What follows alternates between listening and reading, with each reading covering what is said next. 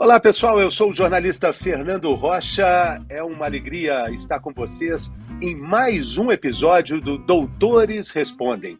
Como vocês sabem, nesse quadro do Instituto Vencer o Câncer, as dúvidas enviadas para as nossas redes sociais são respondidas aqui por especialistas do Comitê Científico da instituição. O tema de hoje é muito importante, a gente vai falar sobre câncer de próstata. Aqui no Brasil, esse é o segundo tipo de câncer mais comum entre os homens.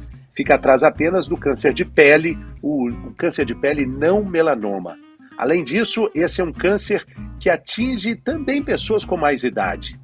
Cerca de 75% dos casos de câncer de próstata no mundo ocorrem a partir dos 65 anos de idade. E é sobre esse assunto importante que a gente conversa agora com o médico oncologista e um dos fundadores do Instituto Vencer o Câncer, meu querido amigo Dr. Fernando Maluf. Seja bem-vindo, é um prazer imenso recebê-lo aqui, Doc.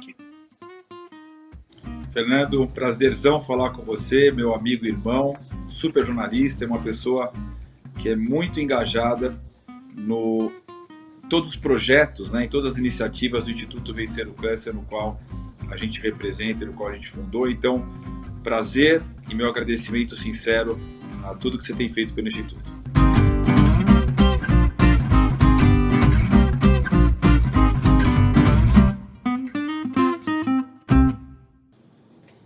É uma alegria compartilhar desse movimento tão importante que salva vidas a partir de informação, né, doutor Fernando Maluf? Uma delas é a pergunta que abre esse nosso bate-papo aqui. O câncer de próstata, ele tem sintomas específicos, doutor? Na verdade, na maioria das vezes, não. Ele só tem quando ele está de um tamanho, de um volume muito grande. Então é importante entender que o homem, a partir dos 50 anos de idade, tem um aumento benigno da próstata, chamado hiperplasia benigna prostática. Acontece para todos os homens virtualmente. Quando a próstata aumenta, ela comprime a uretra, que passa bem no meio dela, e aí o homem tem aquela sensação de jato mais fraco, de ir várias vezes ao banheiro, de ter aquela urgência, aquela vontade imediata de urinar, de não conseguir esvaziar a bexiga, de acordar à noite várias vezes. Então esses sintomas são geralmente do problema benigno. Mas se o câncer cresce sem o diagnóstico precoce ter sido feito, ele também pode causar os mesmos idênticos sintomas. Se ele avança mais, ele pode ir para os gânglios. São como se fossem guardiões sentinelas ao lado da próstata. E aí você pode ter dores pélvicas e inchaço das pernas. E se ele andar mais para frente ainda, essas células malignas, ela pode ir para os ossos, que é o local que a gente chama de metástase, mais frequentemente acometido, que são os ossos, e aí pode levar a dor, fratura e compressão, tanto do canal medular quanto dos nervos periféricos. Mas a pergunta, em termos de sintomas, é que geralmente no começo do câncer de próstata, que é a fase ideal de você diagnosticar esse câncer, ele raramente ou quase nunca causa algum tipo de sintoma. E aí a gente entra num problema estrutural, social, que a gente fala do diagnóstico do câncer de próstata, que envolve essa questão masculinizada aí, que, na verdade, a gente está aqui, jornalista, médico, todas as pessoas formadoras de opinião precisam falar sobre isso, né, doutor? O diagnóstico é muito importante e, a partir dele, é um exame que causa muita polêmica e a cada ano que passa a gente entende que é uma polêmica sem razão, né? Você tem toda a razão. Então é importante entender que o PSA, que é o exame de sangue, e o toque retal, que faz parte do exame físico, que é algo que demora em torno de 7 segundos, e faz parte do exame físico que inclui checagem da pressão arterial, ausculta do coração, do pulmão, que esses dois exames, o de sangue e o exame físico, que é o toque retal, eles são complementares. O que significa isso? Que tem casos de câncer que a suspeita vem do PSA. Tem casos de câncer que o PSA é normal e a suspeita vem do toque retal, principalmente tumores mais agressivos, que precisam de tratamento imediato. Portanto, esses testes se complementam. Não é um pelo outro. São os dois para aumentar a chance de encontrar algo suspeito. Depois do algo suspeito ter sido identificado, ou por um PSA muito aumentado, e lembrar que ele aumenta não só pelo câncer, mas pode aumentar pelo aumento benigno da próstata, por prostatite, ou por algum tipo de relação sexual ou trauma, junto com o toque retal, que procura ver se tem algum nódulo endurecido na região prostática.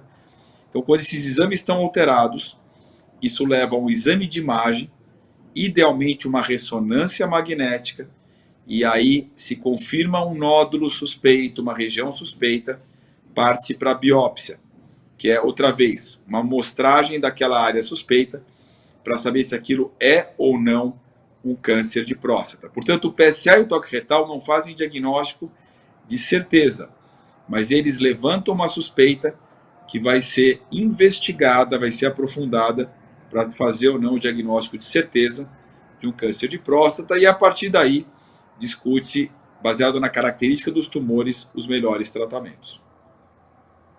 E lembrando também que esse exame ele tem que fazer parte da rotina de cuidados da saúde masculina. A partir de que idade a gente pode cravar aí os 40, 45, Doc?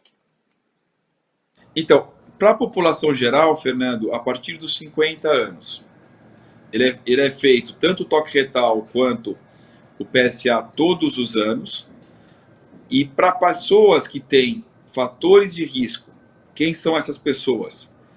População de raça negra, pessoas que têm um histórico familiar de câncer de próstata na família, por exemplo, pai, irmão, avô com câncer de próstata, pessoas que tenham alguma síndrome genética que predispõe ao câncer ou ao câncer de próstata.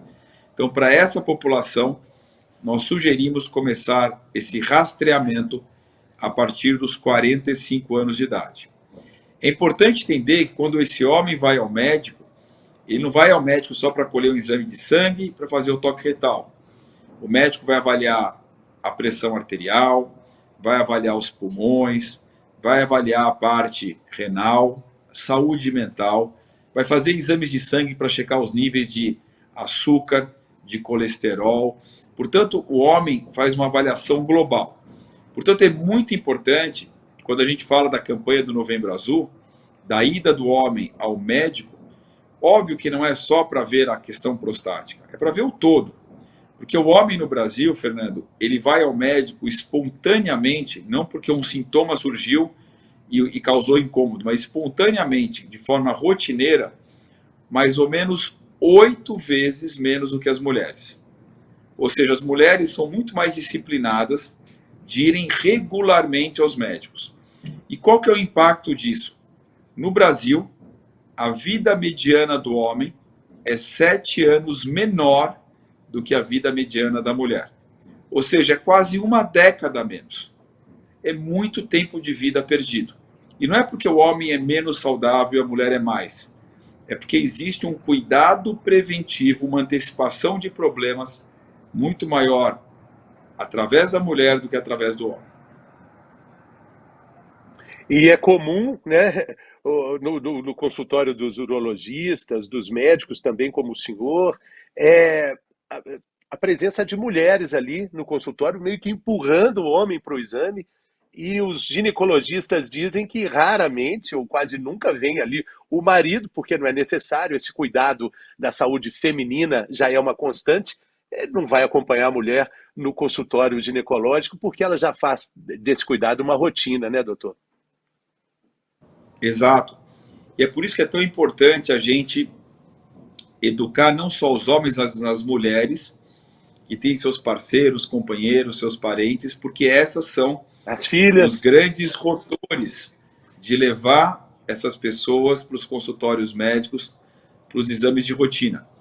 A ideia do exame de rotina é encontrar um câncer tão pequenininho, tão precoce, que a curabilidade é acima de 95%. Às vezes até, Fernando, a gente nem precisa tratar o câncer de próstata. Tem mais ou menos 30% dos casos que são tumores tão pequenos, no microscópio tão pouco agressivos, que a conduta preferencial chama-se observação vigilante, que é um segmento daquele homem através de exames de imagem, de sangue, do exame físico, incluindo o toque retal, onde aquele homem pode ficar 5, 10, 15, 20 anos sem precisar de tratamento, porque o tumor fica dormindo, sem nenhum tipo de sinal de agressão ao corpo, nenhum tipo de sinal de ameaça. E os outros 70% a gente precisa de tratamento, né? Que são tratamentos que melhoraram muito, que outra vez colocam um patamar de cura, dependendo do caso, acima de 90%, 95%. A cirurgia é um dos tratamentos, a radioterapia é outro. E hoje, não só os efeitos colaterais tão temidos, como incontinência urinária, que é a perda involuntária de urina, ou a perda da potência sexual, a impotência sexual, tudo isso se acontece, e hoje acontece cada vez menos, mas se acontece também tem tratamento. Então eu sempre falo que quem procura acha, e quem acha cura, né? E é fundamental que a gente esteja sempre um passo à frente do tumor. Temos várias perguntas aqui, doutor Fernando Maluf, dos nossos internautas. É um assunto que suscita muita dúvida, e uma delas sobre isso aí que o senhor acabou de falar, a vigilância ativa. É uma definição que o médico tem a partir dos exames que ele encontra, da situação em que o problema está evoluindo ou não? Então é essa conduta preferencial de eleição, que a gente chama, preferida, para homens que tenham tumores pequenos, confinados à glândula prostática e que na biópsia mostra o que a gente chama de um tumor de baixo grau de agressividade. Geralmente chama-se Gleason Score, que é a classificação do microscópio, e esse Gleason Score de 6 é preferencialmente os tumores que a gente só observa. Alguns casos até Gleason 7. Então, para esse grupo de pacientes, nós temos 3 grandes estudos comparando tratar versus observar. E observar não implica em nenhum risco aumentado de morte pela doença, comparado com tratar. Entendendo que esse grupo de pacientes evita um tratamento local que, apesar de ter melhorado muito em termos de cura e também de efeitos colaterais, ainda assim pode ter efeitos colaterais. Então é muito interessante para essa população postergar tratamento ou até eventualmente nem precisar se tratar durante a vida, durante anos e anos e anos, não se expondo a efeitos colaterais. E quando precisar, ter a mesma chance de cura do que 5, 10, 15 anos para trás, caso ele tivesse sido tratado com cirurgia ou rádio. Mas como eu falei, 70% dos homens vão precisar de tratamento. E aí as técnicas cirúrgicas, com a cirurgia robótica, onde faz o indivíduo voltar para as atividades do dia a dia de forma mais rápida, o trauma é menor e no mínimo é tão boa ou melhor do que a cirurgia aberta, junto com as técnicas de radioterapia, que é um outro tratamento local além da cirurgia, cujas doses dessas rádios aumentaram, ou seja, você consegue matar mais tumor porque as doses aumentaram, mas pela perfeição do desenho da radioterapia hoje, a gente consegue hoje também poupar os tecidos sãos ao redor da próstata, como a bexiga e o reto, diminuindo efeitos colaterais. Então a mensagem é: as curas aumentaram da doença localizada e os efeitos colaterais diminuíram de forma muito importante. E para aqueles homens que vão ter algum efeito colateral da radioterapia ou da cirurgia, tem tratamento. Então tem tratamento para impotência sexual, tem tratamento para incontinência urinária. A gente tem uma pergunta aqui sobre a questão do tratamento dessa doença. Está passando por uma verdadeira revolução. O que significaria essa revolução? O senhor já começou a enumerar algumas questões que até pouco tempo atrás elas não faziam parte na realidade do combate ao câncer de próstata. A gente pode chamar isso de revolução, doutor? Não tem dúvida. Então a técnica cirúrgica com a robótica avançou. Eu diria que nos grandes centros hoje, os centros de excelência no mundo, virtualmente todos os pacientes operados de câncer de próstata fazem a cirurgia robótica. As técnicas de radioterapia, como eu falei, melhoraram muito. Hoje o míssil da radioterapia teleguiado vai no ponto exato, oferecendo doses elevadíssimas de radiação para aquele tecido. E outra vez, paradoxalmente, poupando melhor os tecidos ao redor, porque o míssil vai bem teleguiado.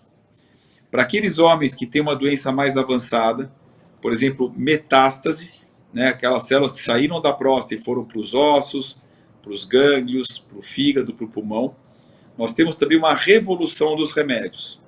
Nós temos hoje, além da diminuição da testosterona, que é o alimento principal da célula maligna prostática, nós temos pelo menos mais 4 novos anti-hormônios. Aliás, alguns que nós estudamos que não envolvem nem a diminuição da testosterona, promovendo para casos específicos um controle do câncer sem piorar a parte da potência sexual, por exemplo. Esse foi um estudo que nós fizemos, que foi eleito um dos estudos mais importantes do mundo.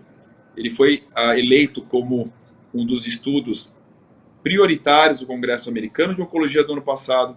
Portanto, novos hormônios sendo desenvolvidos. Mas, além disso, nós temos uma evolução fantástica de drogas chamadas radiofármacos. Essas são drogas injetadas na veia que se ligam no tumor através de receptores específicos e liberam doses maciças de radiação na circulação sanguínea, onde os tumores estão circulando, e nas metástases ósseas, onde eles estão grudados. Além disso, nós temos drogas que agem silenciando caminhos pelo qual o tumor cresce e se desenvolve. Então, tem um grupo de pacientes com câncer de próstata que tem uma alteração, chamada alteração dos genes que reparam o DNA, ou seja, são pacientes que o tumor tem uma dificuldade de reparar o DNA quando ele é atacado, e tem drogas que dificultam mais ainda esse reparo do DNA. São drogas muito interessantes que também aprovadas. E por último, a gente tem para um grupo pequeno de pacientes imunoterapia. Então a mensagem é que mesmo na doença avançada, onde os homens no passado morriam rapidamente da doença, nós temos casos de pacientes que estão em absoluta resposta por muitos anos. Hoje, inclusive, eu vi um paciente que se tornou um grande amigo meu, que tinha um câncer pegando o corpo todo e hoje está sem evidência de doença nenhuma. O que eu quero dizer é que a evolução na medicina ela foi na área de próstata, desde a melhoria dos tratamentos da doença localizada, até mesmo para saber quem não precisaria ser tratado, como eu falei, os pacientes que estão em observação vigilante, até a melhoria da cirurgia e da radioterapia, quando eram importantes, e uma melhoria também significativa dos remédios e das táticas na doença avançada, o que permite que a curabilidade dessa doença é enorme e para quem não consegue se curar, que a gente consegue cronificar essa doença por muitos anos, o que é uma feliz realidade, Fernando, do que a gente comparava no passado, e eu fico muito contente como oncologista de ver esses meus guerreiros, né, que estão batalhando todo dia, bem, podendo outra vez aproveitar sua família, aproveitar seus amigos, fazer esporte e ter uma ótima vida. Eu tenho muitas perguntas aqui que o senhor tem respondido aí de forma gradual, mas assim permanente, porque é uma mensagem que as pessoas que estão lutando contra essa doença querem ouvir, né?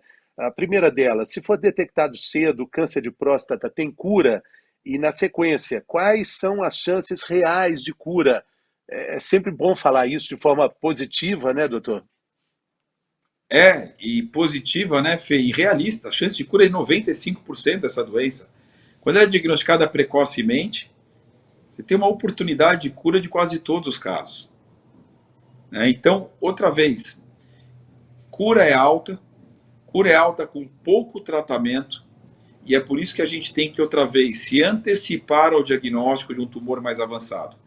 Porque quando o tumor é mais avançado, as taxas de sucesso ou de cura são menores, e o número de tratamentos que você tem que exercer, muitas vezes ao mesmo tempo, é maior, portanto, coloca aquele homem no maior risco de efeitos colaterais não desejáveis. Outra vez, os tratamentos melhoraram, mas se a gente puder curar alguém com um procedimento pequeno e único, é muito mais interessante do que por um tratamento mais crônico. A gente tem uma série de perguntas que estão relacionadas com o medo da cirurgia. A gente tem falado sobre isso aí, né, Doc? O senhor tem falado sobre isso, né? A questão da impotência sexual, a questão da incontinência urinária. São duas perguntas aqui interligadas. O internauta diz, tenho medo de fazer a cirurgia de câncer de próstata. Ela é muito invasiva? E, dando sequência, câncer de próstata pode causar incontinência urinária? E outra pergunta com relação à impotência sexual, Doc. Bom, a cirurgia pode causar incontinência urinária em até 7% das pessoas. No começo, ou no pós-operatório é normal ter incontinência, mas na maioria das vezes ela se resolve por completo. Em 7%, quando ela não se resolve, tem tratamento, que vai desde fisioterapia pélvica até pequenas cirurgias como o sling ou esfíncter artificial, que conseguem manter o paciente completamente seco. A impotência sexual varia de 20% até 60%. E por que a variação é tão grande? Porque muitos homens não chegam potentes para a cirurgia ou com alta potência. Lembrar que essa é uma doença, como o Fernando mencionou, que 75% das vezes envolve homens de 65 anos ou mais. E nem todo homem de 65, 70, 75, 80 tem uma potência plena, né? Pela idade, por outras doenças. Por isso que essa variação da potência ou da impotência é tão variável de acordo com os estudos. Mas para quem eventualmente possa ter impotência pelo tratamento, e a impotência pode vir tanto da cirurgia quanto da radioterapia, tem tratamentos que são desde remédios medicamentosos, injeções intrapenianas, e nos casos que você não resolve nem com o remédio, nem com as injeções, você tem as próteses penianas, que no passado era uma coisa que tinha muito preconceito, porque eram aquelas próteses penianas semi-rígidas, que o homem ficava com aquele volume desagradável na calça, independente da situação. Hoje você tem próteses penianas que elas literalmente mimetizam o que acontece na nossa fisiologia. Elas ficam, outra vez, murchas no momento de descanso do pênis, e elas ficam, através do mecanismo que você bombeia através de um dispositivo abaixo da pele, como se fosse um líquido que entra dentro da prótese, para que essa prótese permita o pênis com uma ótima ereção no momento da relação sexual. Isso é tão fantástico, essas novas próteses penianas, infelizmente muito caras, que os homens que colocam, e outra vez, não é para todo mundo, mas para aqueles que os remédios não funcionaram tão bem, ou as injeções, que para aqueles que colocam, eles falam para mim, Fernando, eu deveria ter colocado essa prótese há 10, 15 anos atrás. Porque hoje eu me sinto com uma ereção que eu tinha quando eu tinha 18 anos de idade. Então a mensagem é, muita gente não vai ter nenhum efeito colateral do tratamento. Nem incontinência, nem impotência, nem nenhum tipo de dor ou inflamação. Mas para quem tem tratamento que consegue solucionar muito bem quase todos os pacientes. Doc, tem uma pergunta aqui, querendo saber sobre a incidência do câncer de próstata, se essa incidência é maior na população negra e se for verdade, por qual razão? Então, na verdade, não é que ela é maior na população negra, mas a população negra tem uma alteração mais frequente chamada polimorfismo, que quando acontece, quando ela é muito frequente, aumenta o grau de agressividade da doença. Isso é super interessante, por isso que os negros devem fazer o rastreamento mais precocemente. Tem um estudo com 4.654 pacientes, todos de raça negra, na verdade homens que fizeram rastreamento. Então ele comparou dois grupos, os homens negros que fizeram rastreamento com PSA e toque retal e aqueles que não.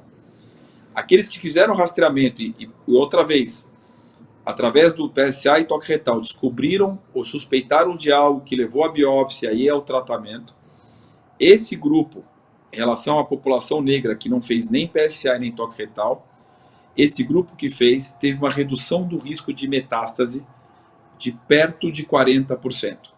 Uma redução do risco de morte de 25%. Portanto, a gente tem um olhar especial para homens de raça negra, porque são tumores, não sempre, mas em geral, mais agressivos e que o diagnóstico precoce torna ainda mais importante. Agora, para a gente caminhar aqui para o fim desse nosso encontro aqui, doutor Fernando Maluf, a pergunta de ouro, tem como prevenir o câncer de próstata?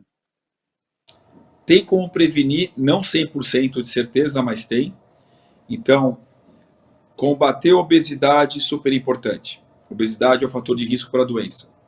Exercício físico é super importante. Ao contrário, sedentarismo é um fator de risco para a doença. Comer bem.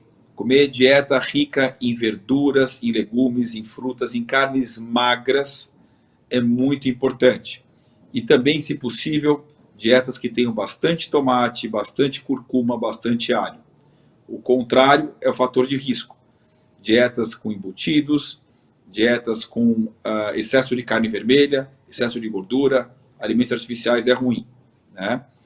Então, dieta, exercício e obesidade são fantásticas coisas que a gente pode se ajudar para evitar de ter não só o câncer de próstata, mas pelo menos outros 13 a 15 tumores muito frequentes.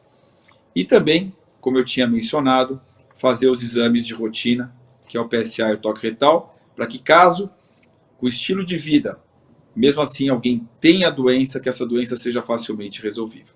Portanto, a mensagem final é: ame o seu corpo.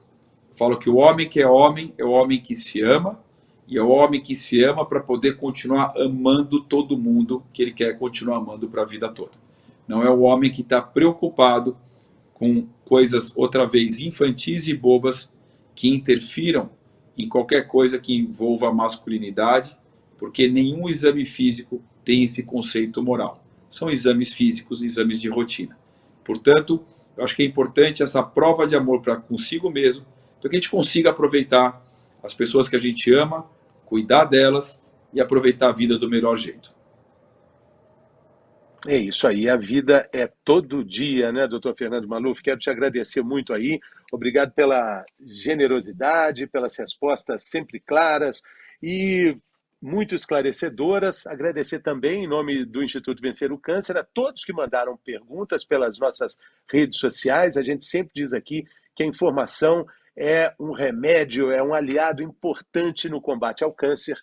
Muito obrigado pela sua companhia. Até o próximo Doutores Respondem. Saúde! Obrigado, Fernando. Muito obrigado.